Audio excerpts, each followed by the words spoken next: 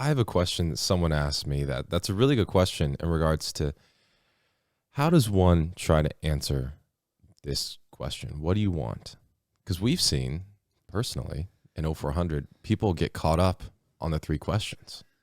I feel like most people actually, like the barrier to entry, if they can get here at 4 o'clock, the next barrier is answering the question because it's so simplistic, but yet so daunting.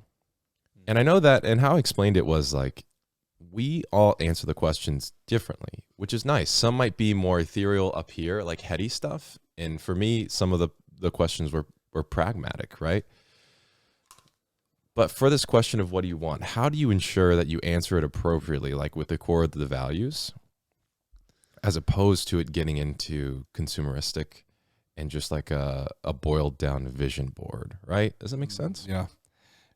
That was fascinating when we were doing these questions, and we did them all separately, and we came together and were reading them and exploring them together, and how all of us answered them from a different angle. Mm-hmm.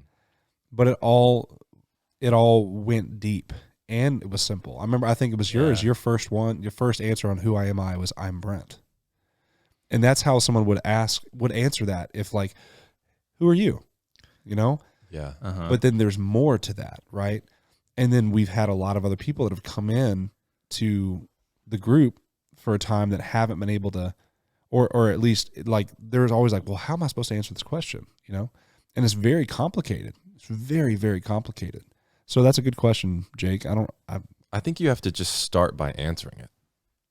Because I think some people get caught up and just there's no wrong answer, and you have to understand that it's going to evolve. Sorry, Brent. Yeah, I would say it's not so much a riddle to be solved. I would say that you already know. The disconnect usually comes, and you may not know that you know. It may not be conscious, but it's in there. You already know it. And so I would liken this to like Michelangelo chipping away at the block that became David. Is you just start chipping it away, and he had an idea on what he wanted David to look like, or maybe what David did look like underneath all that stone. But the only way to find it is he just started chipping away. So I think this is one of those things, just like jiu-jitsu, the only way you can learn it is to do it. And you have to be willing to be the fool in order to become the master. Only the fool that doesn't quit becomes a master. You have to be willing to get it wrong. So just like we talked about with identity, who are you? We're likely going to be incorrect or wrong or not the full picture, not the full truth every time we answer that. But we get more and more, we get closer and closer, we get more and more true to the thing. So I would say that's true with desire, is even though both of us in hindsight have realized that we've had counterfeit dreams, I don't regret pursuing them, really, because it dropped me where I am now, and by the grace of God, I'm here now. And so I've been able to experience redemption in my healing journey. And once you have redemption, then as far down as Carl Jung would say, as far down into the darkness, into the depths that your roots have been able to stretch and to reach. When you experience redemption, then you experience that living water that goes through those roots, and that creates an even taller. The farther down into the darkness you've been able to go, the taller the tree can become, the more nutrients it can absorb, and the more people and I guess animals in this way it can bless, the more fruit it can bear. And so I would say, you already know what you want. You may just not know that you know that. And also just give your best answer and go for it, because that's your training program. Mm-hmm. And follow your conscience because it's gonna thrust you into an adventure, which is going to have all sorts of confusion and bewilderment and excitement and thrill and distraction and everything else, and of course treachery.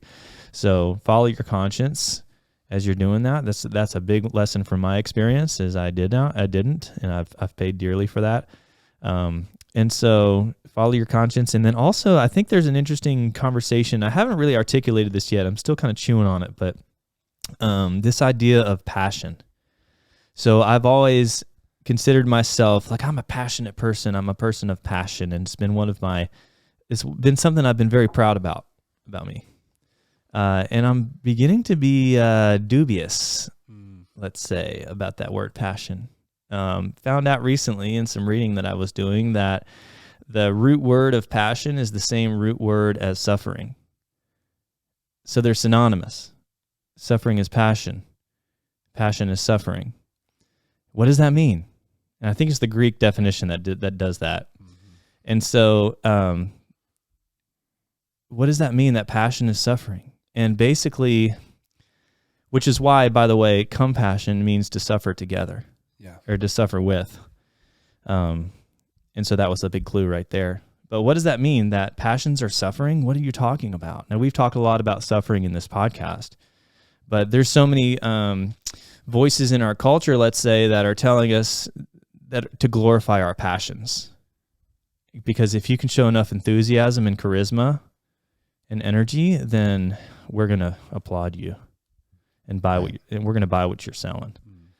But that's charisma and that's enthusiasm, that's energy. We love those things. But also, as we're exploring what it means to truly dream, I think there is a caution in the wind about be careful about what you're passionate about and for, because those passions can quickly become all-consuming. They can become distracting. They can become, I think this is the root of what idolatry is you become so impassioned by something or some person or some idea that's where you stay on the hierarchy of like Dante's mountain, I guess, of cosmic reality. So yeah, I would say I'm just starting to play around with that idea, but passion is good because God created it. I would say that God's a passionate lover, maybe passionate about his kingdom and his children. He literally suffered for us. Yeah. So it's not wrong, but I think it's something that we got to be careful about.